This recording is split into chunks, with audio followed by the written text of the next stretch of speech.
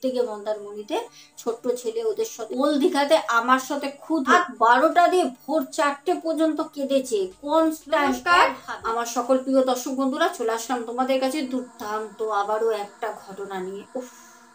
এমন ঘটনা শুনলে পরে রাতের ঘুম উড়ে যাবে, এমন ঘটনা তোমাদের জন্য আজকের দিনটার জন্য আমি সিলেক্ট করে রেখেছিলাম। বেশি কথা বাড়াবো না, সোজা যাব ঘটনায়। প্রত্যেক দিনের মতো যেটা আমার কাজ, আমি তোমাদের বলবো একটা করে লাইক করে দিও। যারা এখনো পর্যন্ত ভালোবেসে চ্যানেলটা সাবস্ক্রাইব করোনি অবশ্যই করে পাশে থেকো। তাহলে চলো এবার সোজা যাব ঘটনায়। আমাদের ঘটনাটা আসে হচ্ছে সন্দেশখালী থেকে। হ্যাঁ, ঘটনাটা সন্দেশখালী থেকে পম্পা সরকার পাঠায়। পম্পা বলে, দিদি ভাই বিগত মাস 2 ধরে আপনার নিয়মিত ঘটনাগুলো আমি শুনি।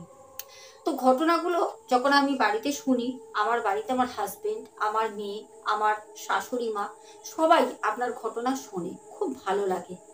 আমাদের 2005 সালে মন্দারমণিতে একটা এরকম ইনসিডেন্ট হয়, যেটা আমরা আজ পর্যন্ত ভেবেছি যে এটা হয়তো আমাদের কোনো মনের ভুল ছিল, কিন্তু আপনার এই নিয়মিত ঘটনাগুলো শোনার পর এখন আমরা বুঝতে পারছি যেটা আমরা মনের ভুল ভাবতাম না, ওইটা বাস্তবেই আমরা কোনো এন্টিটির খপ্পরে পড়েছিলাম, যার কারণে 4টে দিন আমাদের যা ভাবে কাটে সেইটা আজকে আমি শেয়ার করতে চাই। যদি ভালো লাগে অবশ্যই ঘটনাটা শোনাবেন। তো আমি পম্পা সরকার দিদিভাইয়ের ঘটনাটা আজকে তোমাদের সাথে তুলে ধরবো। দিদিভাই বলে, আজও পর্যন্ত ওই 4টে রাতের কথা ভাবলে আমার বাচ্চা থেকে আমার শাশুড়ি মা পর্যন্ত ভয় পায়। আর আমি তো এখন ঘটনাটা যে আপনাকে লিখতে বসেছি, আমার সত্যি কথা বলতে মানে হাত কাঁপছে। আজকের ঘটনাটা শোনো। আমাদের পম্পা সরকার বলে যেরকম ভাবে ওনার ভাষা মতো, আমি 2005 সালে চলে গেছিলাম মন্দারমণি হঠাৎ করে, কোনো রকম কিছু আগে থেকে আমাদের প্ল্যান করা ছিল না। এবার ঘটনাটা বিস্তারিত বলি। কদিন ধরে বাড়িতে ভালো লাগছিল না, আমাদের সংসারের কাজ করতে করতে করতে করতে একটা সময় খুব বিতৃষ্ণা লাগে, আর কত করবো সংসারে। হঠাৎ করে আমার হাজবেন্ড একটা প্রাইভেট কোম্পানিতে জব করে, তবে স্যালারি মোটামুটি যা পান আমাদের 4 জনের চলে যায়।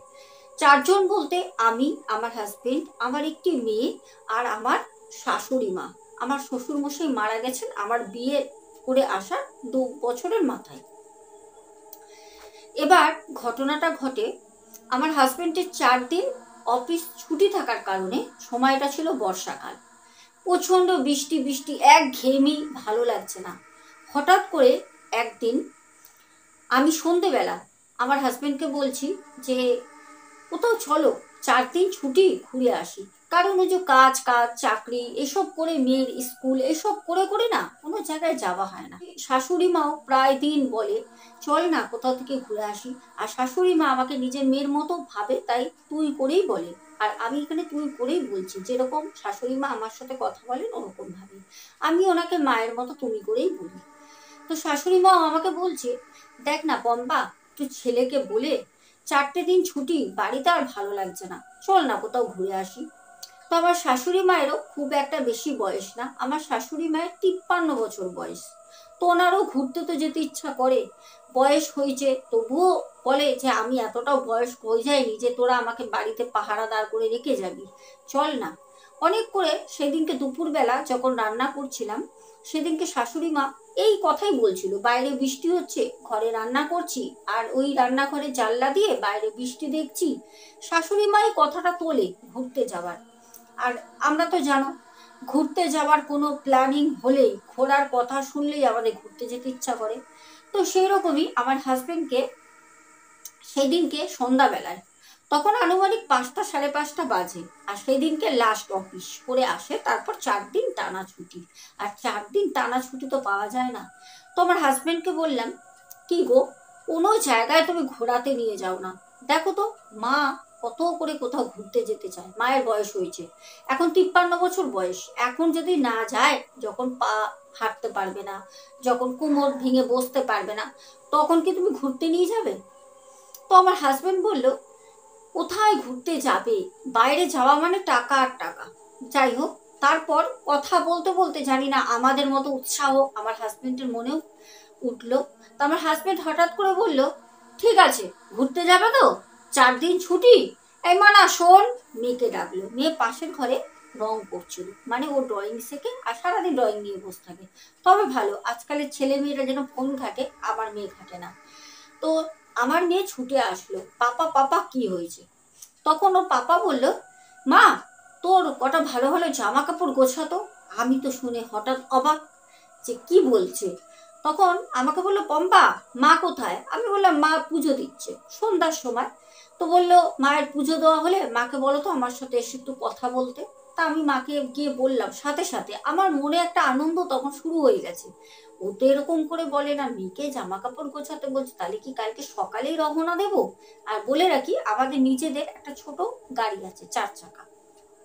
এবার আমার হাজবেন্ড বলাতে আমার শাশুড়ি মাকে গিয়ে বলি, তো শাশুড়ি মা বললো, এই তো পুজো দিয়ে যাচ্ছি, তুই যা, আর একদম ছাড়বি না, ওকে বলবি নিয়ে যেতেই হবে।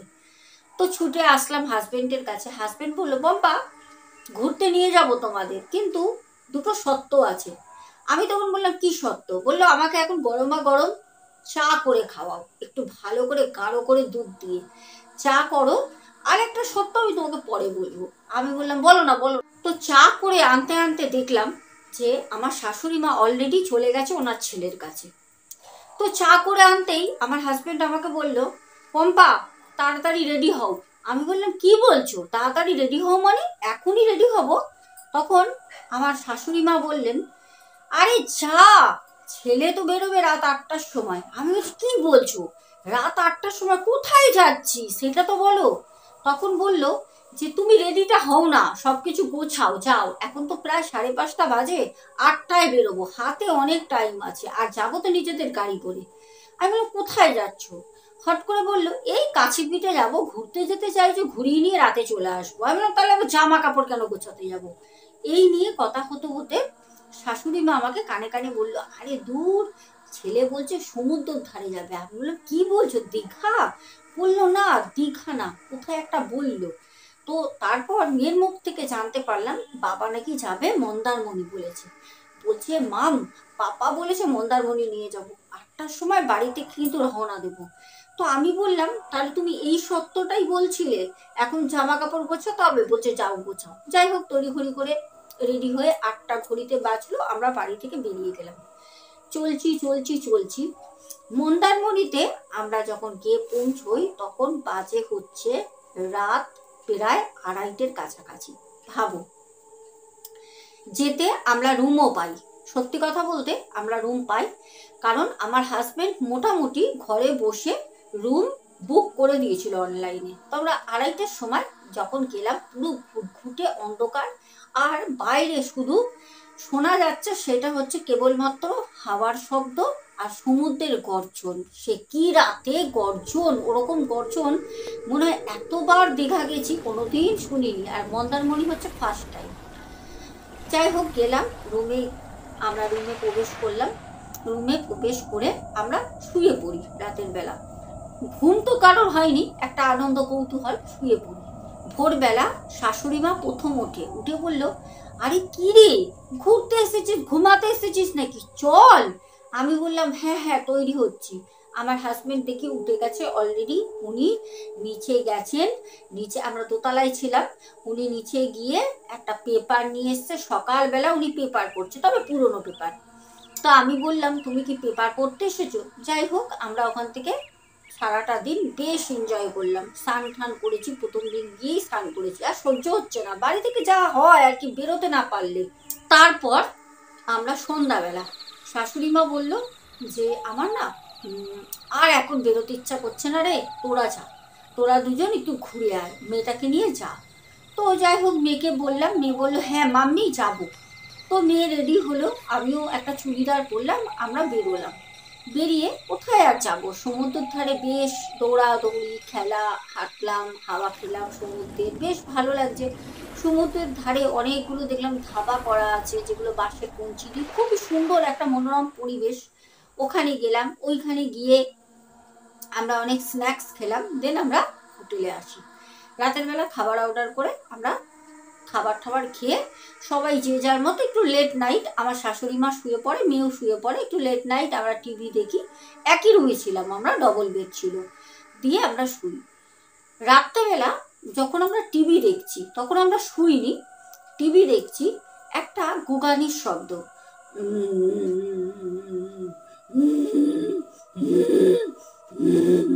এরকম করে একটা গুগানির শব্দ, আমরা টিভি চলছে তাও শুনছি, মনে হচ্ছে আমাদের পাশের একদম রুম থেকে শব্দটা আসছে। তো আমার হাজবেন্ড, আমার আগে থেকে শুনেছি কি জানি না, আমিও শুনছি, আমার হাজবেন্ডও শুনছে, কেউ কাউকে বলিনি। আমার হাজবেন্ড হট করে আমাকে বলল, পম্পা টিভিটা অফ করে দাও তো। আমি কি অফ করে দিলাম। আমাকে বললো, লাইটটা কি অন থাকবে? আমি বললাম, না না, লাইট অন থাকলে শুতে পারবো না, আর বন্ধই থাক। তো লাইটটা অফ করে দিয়ে শুলাম। বিশ্বাস করবে না, সারা রাত ওই করে ওই গজরানোর শব্দ, যতক্ষণ জেগেছিলাম ততক্ষণ ওই গজরানোর শব্দটা, একটা গুগানি বলো, গজরানি বলো, নাকে কান্না বলো, একটা বিকট শব্দ। মানে আমি কথায় ঠিক মতো বলতে পারবো না শব্দটা গুগানির ছিল, না কষ্টে কাদার ছিল, না ওর উপর কেউ অত্যাচার করছে তার জন্য ওরকম গুগানির শব্দ বেরোচ্ছিল, আমি বলতে পারবো না। কিন্তু একটা বিকট শব্দ, সব মিক্স করা শব্দটার মধ্যে। একবার মনে হচ্ছে ভালো করে শুনলে কাঁদছে, একবার মনে হচ্ছে রাগে গজরাচ্ছে, একবার মনে হচ্ছে মুখ বেঁধে রাখলে, কারোর যদি মুখ বেঁধে রাখা হয় যেরকম করে গুগানির শব্দ আসে, গুগায়, ঠিক ওরকম বুঝতে পারছি না। তো আমার হাজবেন্ডকে আমি বললাম, কিরকম একটা শব্দ হচ্ছে না? আমার হাজবেন্ড বলল, হ্যাঁ টিভি দেখতে দেখতে ওই আওয়াজটার জন্যই তোমাকে আমি বললাম পম্পা টিভিটা অফ করে দাও, আমি শোনার জন্য। তো আমাকে হাজবেন্ড বললো, দেখো যা হচ্ছে হচ্ছে, শুয়ে পড়ো। আমি বললাম, এই মা কি বিচ্ছিরি, এরকম একটা শব্দ কানের মধ্যে আসলে রাতের বেলা ঘুম হয় নাকি? তো আমার হাজবেন্ড বললো, হতে পারে অনেক রকম ব্যাপার, ছাড়ো ওসব, মাইন্ড থেকে বের করো, ঘুমাও। ঘুমিয়ে পড়ি। সত্যি কথা বলতে আমরা ওরকম কিছুই মাইন্ডে ভাবিনি, জাস্ট আওয়াজটা শুনতে শুনতে একটা সময় ঘুমিয়ে পড়ি। এইবার ঘটনাটা শুনুন। ঠিক যখন পরের দিনকে সন্ধ্যাবেলা আমার হাজবেন্ড আর আমি বেরোই, আমার মেয়ে আর মা ঘরে থাকে, শাশুড়ি মা। আমি আমার হাজবেন্ড যখন বেরোচ্ছি, তখন 6টা 10-15 বাজে, বাইরে তখনও অন্ধকার পুরো হয়নি, হালকা একটা আলো আছে, খুব হালকা। বেরোচ্ছি তখন ওই পাশের রুমটা দিয়ে ওই শব্দটা, ওই গুগানির শব্দটা শুনছি। তো আমার হাজবেন্ড, ওই যে আমাদের পাশের রুমটা, ওর আবার গেটটার মধ্যে তালা দেওয়া আছে বাইরে দিয়ে, আমার হাজবেন্ড আবার তালাটা ধরলো, ধরে বলল যে রুমটা তো লক করা, কিন্তু রুমের ভিতরে কি কেউ আছে নাকি? আবার গেটের সামনে গিয়ে, ওই দরজাটার সামনে গিয়ে আবার কানটা দিয়ে শুনলো যখন, তখন আবার ওই গুগানির শব্দটা বন্ধ হয়ে যায়। তো আমাকে হাজবেন্ড বলছে, কি জানি কি ব্যাপার, না অন্য কোনো পোকা টোকা ঢুকে আছে, মানে আমরা সত্যি কথা বলতে সেই জিনিসটা কোনোভাবে অনুভবই করিনি যে কি হচ্ছে না হচ্ছে। যাই হোক, আমরা চলে যাই সমুদ্র দিয়ে আমরা আবার যখন ফিরি, ওই 8:30-9টার দিকে যখন ফিরি, তখন আমার হাজবেন্ড আবার ওই দরজাটার সামনে গিয়ে কানটা দেয়, দিয়ে বললো, না গো এখন আর শব্দটা হচ্ছে না। আমরা তখন হাত দিয়ে গেলাম তো তালায়, মনে হয় ভিতরে কেউ ছিল, টের পেয়েছে। আমার হাজবেন্ড আমাকে বলতে, আমি বলে, হ্যাঁ বাইরে দিয়ে তালা দেওয়া, টের পেয়েছি, চলো তো, তোমার যত হাবিজাবি কথা। তো গেলাম, তো দেখলাম মা টিভি দেখছে, সিরিয়াল, আর কি বাড়িতেও দেখে, ওখানেও দেখে, আর মেয়ে ওই ড্রয়িং খাতা আর পেন্সিল নিয়ে গেছে, ঠাকুমার পাশে বসে ড্রয়িং করছে। যাই হোক, রাতের বেলা ভালো জমিয়ে আড্ডা, খাওয়া, গল্প, হোটেলের রুমে আমরা চপ মুড়ি সব নিয়ে এসেছিলাম বাইরে দিয়ে, বসে খেলাম, খুব ভালো করে একটা সন্ধ্যা আমরা বাইরে কাটিয়ে এসে রাতটা খুব ভালো করে কাটালাম। দিয়ে যখন রাতের বেলা আবারও আমার মেয়ে আর আমার শাশুড়ি মা, ওদের যেটা হ্যাবিট, ওরা বাড়িতেও তাড়াতাড়ি ঘুমিয়ে পড়ে, আমার হাজবেন্ড আর আমি আবার পুনরায় আগের দিনের মতো সেই গুগানির শব্দ শুনছি। এইবার আমার হাজবেন্ড বলল যে, না এই গুগানির শব্দটা কি, আমাকে একটু লক্ষ্য করতে হবে, কি ব্যাপার। রাতের বেলা অনেক সময় হয় না, হোটেলের মধ্যে অনেক রকম নোংরামো বিজনেস হয়, হ্যাঁ ভাবছে ওরকম কোনো বিজনেস বা কিছু রাতের বেলা বাইরে দিয়ে হতে পারে, হোটেলের লোকরাই, যে ছেলেরা থাকে ওরাই হাত আছে, পর্যটক জানতে পারবে না বলে বাইরে দিয়ে ওরা তালা দিয়ে রাখে, যখন কাজ হয়ে যায় তখন ফোন করে, ওরা একটা সময় টুক করে খুলে দেয়, এরকম অনেক কিছু হতে পারে, না হওয়ার কিছু নেই। তো আমার হাজবেন্ড তখন বলল যে, পম্পা তুমি বেরিও না, তুমি এখানে থাকো। আমি না একটু রুম থেকে বেরিয়ে ওই রুমের কাছে কান পাতি। আমি বললাম কি দরকার বলো তো, ঘুরতে এসছি ফালতু, চলেই তো যাবো, দুদিন হয়ে গেল, কেন এইসব ঝামেলার মধ্যে পড়ছো? তো আমার হাজবেন্ড বললো না ঝামেলা না, দাঁড়াও না। তো আমার হাজবেন্ড কোনো মতে কথা শুনলো না, উনি একদম ছটান বেরিয়ে চলে গেল বাইরে দিয়ে। আবার আমাদের যে মানে দরজা, সেই দরজাটা বাইরে দিয়ে বন্ধ করে দিল, দিয়ে উনি গেল। ভয় লাগছে আমার যে কি ব্যাপার, কেউ আবার ধরে কিছু মারবে টারবে নাকি, মানে মনের মধ্যে একটা অন্য জায়গা। তো ঠিক 5-7 মিনিট পর আমার হাজবেন্ড আসলো, তখনও গোগানির শব্দ আমি ঘরে শুনতে পাচ্ছি। আসার পর আমাকে বলল, জানো পম্পা, গোগানির শব্দটা ওই ঘর থেকেই আসছে, বুঝতে পারছি না। আমি না জানো ওদের যে দরজাটা আছে, দরজায় না 2-3 বার টোকা মারলাম, তারপরেও দেখলাম আরো জোরে বেড়ে যাচ্ছে। মানে যত দরজার সামনে গিয়ে হাজবেন্ড টোকা দিয়েছে, তারপরে ওই গোগানির শব্দ আরো বেশি বেড়ে গেছে, আরো বেশি এরকম করে গজরাচ্ছে। তো আমি তখন বললাম ছাড়ো না, দরকার নেই, যে আছে আছে। এবার সেদিনের মতো তো রাতে যাই হোক শুয়ে পড়লাম। শাশুড়ি মা উঠলো বাথরুম যাওয়ার জন্য, বললো কি করছিস তোরা? বললাম তো শাশুড়ি মাও সেই শব্দটা শুনতে পায়। শাশুড়ি মা বললো, দেখ অনেক রকম অনেক কিছু হতে পারে চারপাশে, এইসব আমরা ঘুরতে এসেছি, ঝামেলায় পড়ার দরকার নেই, আমরা চলেই যাব, আর একটা দিন মাত্র আছি, কালকের দিনটা থাকবো, তারপর তো বেরিয়েই যাব সকালবেলা। তো এইসব কথা হলো, রাতের বেলা শুয়ে পড়ি। তারপরের দিন যে সারাটা দিন আমরা ছিলাম, আমরা সকাল থেকে না বাইরে বেরোইনি, সকাল থেকে। আর জানি না ওখানে যাওয়ার পর আমাদের না কিরকম মনে হতো, আমি বলছি, একটা না শরীরের মধ্যে মানে কিরকম একটা গা ভার ভার, একটা অস্থিরতা শরীরের মধ্যে, একটা মানে চঞ্চলতা, ভালো লাগতো না হোটেলটার মধ্যে। তবুও আমরা অনেকদিন পর ঘুরতে গেছি, একে অপরকে সবাই মানিয়ে নিয়ে আনন্দ করতাম। আর যেদিনকে আমরা বাড়ি ফিরবো ঠিক তার আগের দিন অদ্ভুত কিছু কাণ্ড হয়। সেটা হচ্ছে সকাল থেকে যেহেতু রুমের মধ্যে ছিলাম, সন্ধ্যাবেলায় আমার হাজবেন্ড বললো, চলো কালকে তো বেরিয়ে যাবো, একবার সমুদ্রে সবাই যাই। তো আমার শাশুড়ি মা বললো, হ্যাঁ দাঁড়া আমি শাড়ি পরে নিই। তো আমার শাশুড়ি মাও রেডি হয়, আমি আমার মেয়ে সবাই রেডি হয়ে আমরা যখন বেরোই, তো আমার হাজবেন্ড বললো যে একদম সি বিচ হোটেল ছিল, ঠিক আছে, মানে হোটেল আর একদম বিচটা একদম সংলগ্ন, শুধু একটা বড় পাঁচিল এপার ওপার। তো আমার হাজবেন্ড বলল সমুদ্রে পরে যাব, চলো, আমাদের যে সামনে একটা বিশাল বড় পার্ক করা আছে, হোটেলের সামনে সুইমিং পুলও আছে, আশা করি তোমরা অনেকে গেস করতে পারবে, ঠিক আছে। আর খুব নাম করা হোটেল, হোটেলের রুমগুলো খুবই এক্সপেন্সিভ, মানে সে ধারণার বাইরে, এত সুন্দর হোটেল। তো সেই হোটেলে আমার হাজবেন্ড বললো যে দেখো মেয়েটা দোলনায় চড়ুক একটু, আমরা চলো পার্কে বসি, খুব সুন্দর লাইটিং কাজ করা, পর্যটক আছে, নেই তা না, তবে আমাদের দোতলায় পর্যটক নেই, সব নিচে দুটো পর্যটক ছিল। তখন পুরো হোটেলটা ফাঁকা ফাঁকা, বৃষ্টি হয়েছে তো বর্ষার সময়, আর সমুদ্রের ধারে অতটা তখন দেখলাম মন্দারমণিতে লোকটা কম, এমনি দীঘার তুলনায় মন্দারমণির দিকটা একটু লোক কমই হয়। তো আমি আর আমার হাজবেন্ড, আমার শাশুড়ি মা বসে রয়েছি, মেয়ে দোলনায় খেলতে গেল। হঠাৎ করে 5-7 মিনিট পর আমার হাজবেন্ড বলল যে না না, চলো আগে আমরা সমুদ্রই যাই, সমুদ্রই যাই। কেন সমুদ্রই যেতে বলছে, তার কারণ হচ্ছে সমুদ্রের জলটা একটা সময় একদম কাছে চলে আসে, আবার যখন সন্ধ্যে সন্ধ্যে বেলায় তখন দূরে থাকে, যত রাত হতে থাকে তখন সমুদ্রের জলটা না একদম ওই হোটেলের গা ঘেঁষে জলটা চলে আসে, তখন তো আমরা হাঁটতে পারবো না, বালিতে জল জল থাকবে। তো রাতের বেলা তো সমুদ্রে যাওয়াটা খুব একটা ভালো না। তার জন্য আমার হাজবেন্ড বললো এই যে আমার মেয়েকে, যে মৌ, আমার মেয়ের ডাক নাম মৌ, বললো মৌ চল মা আমরা একটুখানি আগে সমুদ্র থেকে ঘুরে আসি, তারপর আজকে তো লাস্ট নাইট, অনেকক্ষণ থাকবো এখানে বুঝেছিস, তারপর এখানে খাবার অর্ডার করে দেবো, আমরা রুমে গিয়ে খেয়ে নেবো। এমনি তো খাবার আমরা ওখান থেকে খাচ্ছিলাম হোটেল থেকে, তো একটু হোটেলে রেস্টুরেন্টে রান্না করতে টাইমই লাগে, তা আমরা এখানেই ওই সময়টা স্পেন্ড করবো। তা মেয়ে বললো ওকে পাপা চলো। তো এইবার আমরা সমুদ্রে গেলাম। আমার শাশুড়ি মা বললো যে আমি এখানে বসি, আমি আর যাবো না, আর ওখান থেকে না সমুদ্র দেখা যায়, একটু উঠে দাঁড়িয়ে পা উঁচু করে দেখলে বা কিছুটা ওই হোটেলের দেয়ালের কাছটা আসলে পারে, যে পাঁচিলটা দেওয়া আছে ওখান থেকে সমুদ্র দেখা যায়, আর সমুদ্রের গর্জন তো শোনা যাচ্ছে, হাওয়াও চলছে। তো আমার শাশুড়ি মা বললো চাবিটা আমাকে দিয়ে যা, যদি বৃষ্টি আসে তাহলে পরে আমি উপরে চলে যাব, আর তোরা কিন্তু ভিজবি না, তাড়াতাড়ি চলে আসবি, কারণ তোরা আবার কিন্তু অফিস আছে।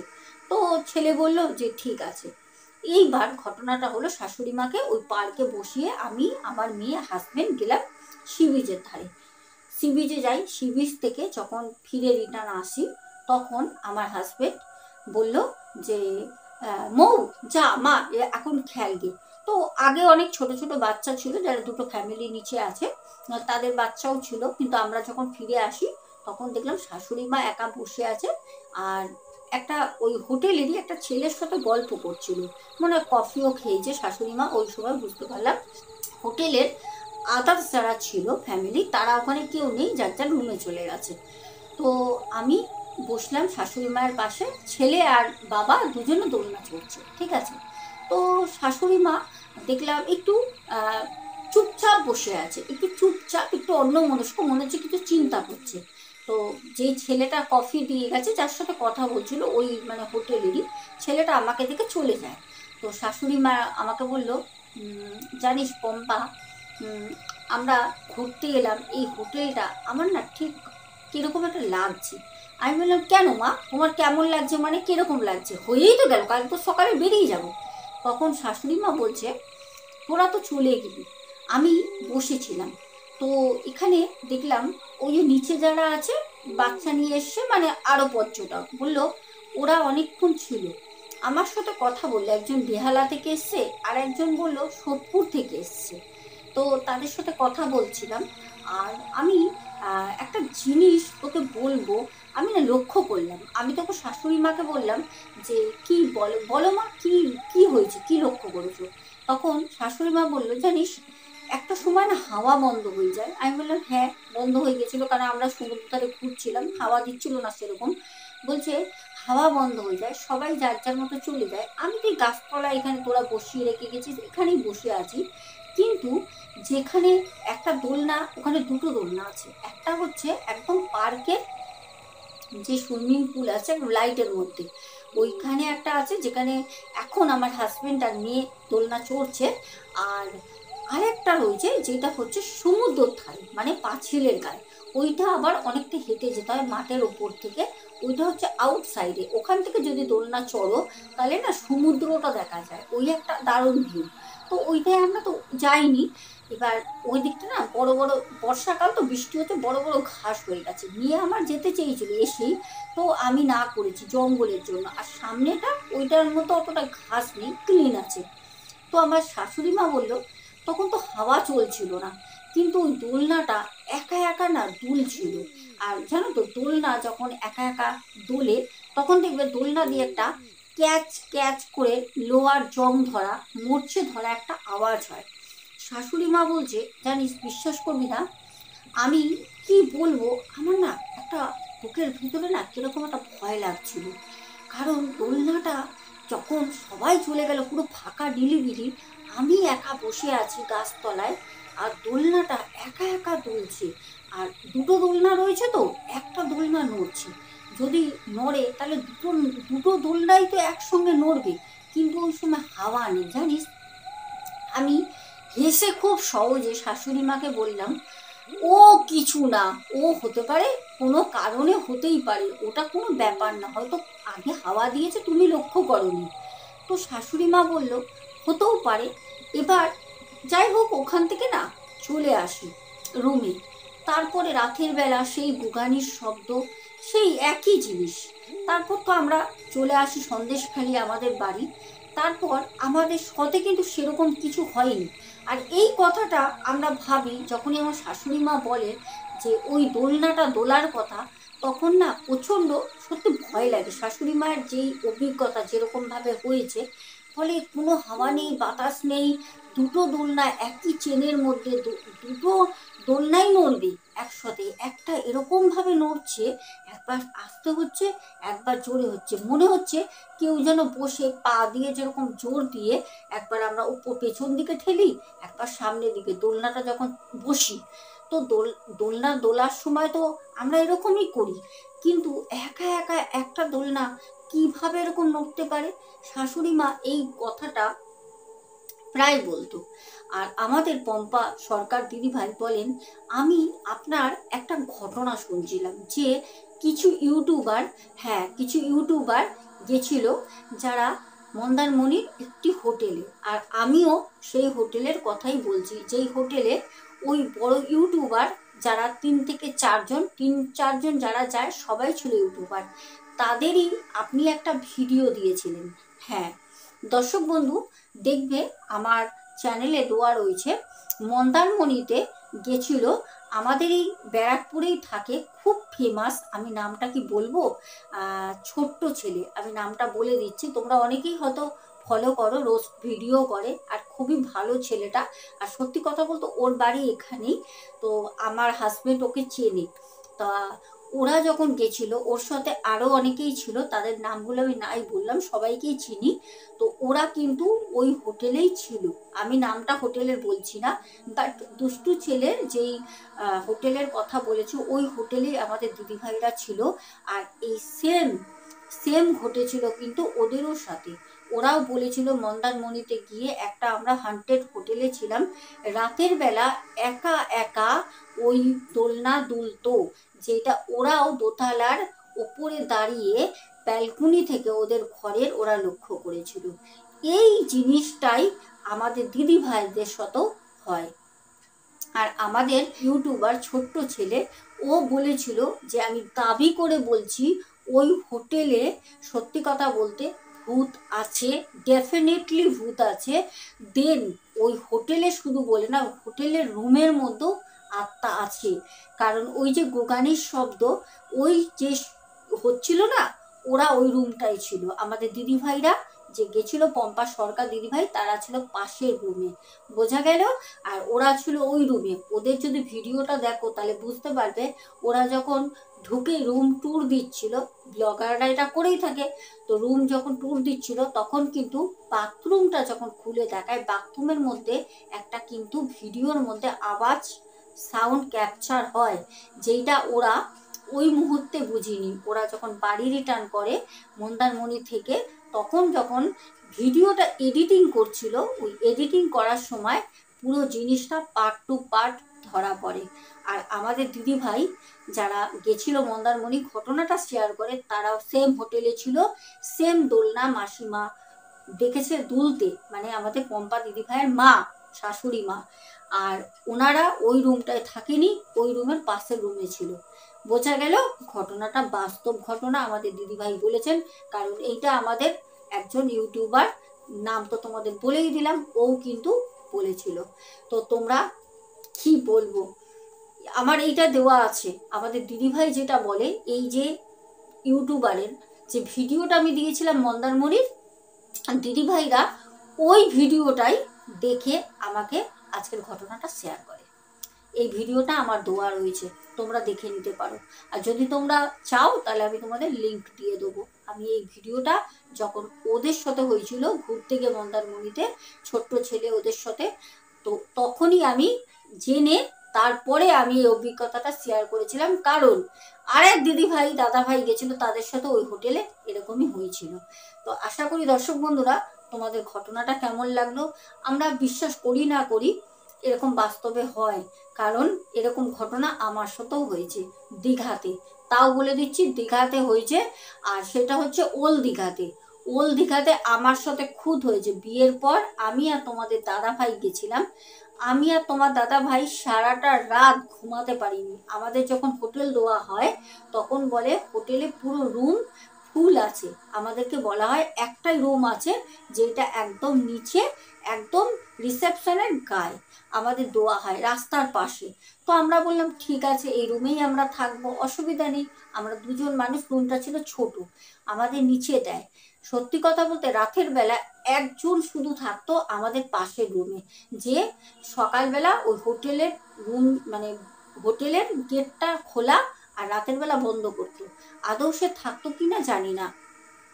আর যখন জানতে পারি তখন ওই হোটেলের একটি বয় যে ঘর ঝাড় দিতে আসে না, ঘর ঝাড় দিয়ে ক্লিন করতে আসে, ওর কাছ দিয়ে জানতে পারি যে হোটেলে নাকি কেউ নেই, সব রুম ফাঁকা। এমনকি রিসেপশনে শুধু একজন থাকে জানতে পারি, আর রুম পুরো ফাঁকা। যখন আমি ওকে বলছি যে ভাই একটা কথা বলবো, বলবে? বলছে বলুন।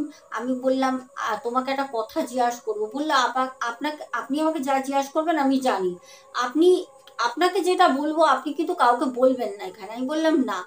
তখন ওই ছেলেটা বলল যে আপনি কি শুনেছেন? আমি বললাম সারা রাত একটা মহিলার কান্না, রাত 12টা দিয়ে ভোর 4টে পর্যন্ত কেঁদেছে কনস্ট্যান্ট একভাবে, না সাউন্ড কমছে না সাউন্ড বাড়ছে, একভাবে নিঃশ্বাস পর্যন্ত নিচ্ছে না, কন্টিনিউ এরকম করে কেঁদেছে। আমি নিজে শুনেছি, আমার হাজবেন্ড শুনেছে, সারা রাত ঘুমায়নি, সারা রাত ঘুমায়নি। ছেলেটা তখন বলল যে হ্যাঁ একটা বউ আর নন বেঙ্গলি স্বামী স্ত্রী এসেছিল, যারা আপনারা যে নিচে রয়েছেন ঠিক তার উপরে রুমটায় দোতলায় ওরা ছিল। বউটা গলায় ফাঁসি দেয় ওই হোটেলে, গলায় ফাঁসি দিয়ে আত্মহত্যা করে, স্বামীটা পালিয়ে যায়, স্বামীটাকে ধরতেই পারিনি জানো। এখনো পর্যন্ত হয়। যারা বিশ্বাস করো তো করো, যারা না করো তো তাদের জন্য আমি আর কিছু বলতে পারবো না, দুঃখিত। যদি তোমাদের জীবনে কোনোদিন এরকম ঘটনা ঘটে সেদিন তোমরা বুঝবে যে হ্যাঁ বাস্তবে এরকম হয়।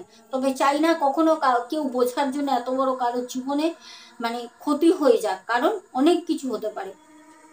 যাই হোক দর্শক বন্ধুরা, ঘটনাটা কেমন লাগলো বলেও অবশ্যই। আর স্ক্রিনে যে নাম্বারটি যাচ্ছে সেই নাম্বারে যোগাযোগ করো, আমাকে ঘটনা যেরমভাবে শেয়ার করছো করো। আজকে আসবো, যেতে যেতে সবাইকে বলবো সবাই খুব ভালো থেকো, সাবধানে থেকো, গুড নাইট। দেখা হবে আগামীকাল ঠিক রাত 10টায়। টাটা।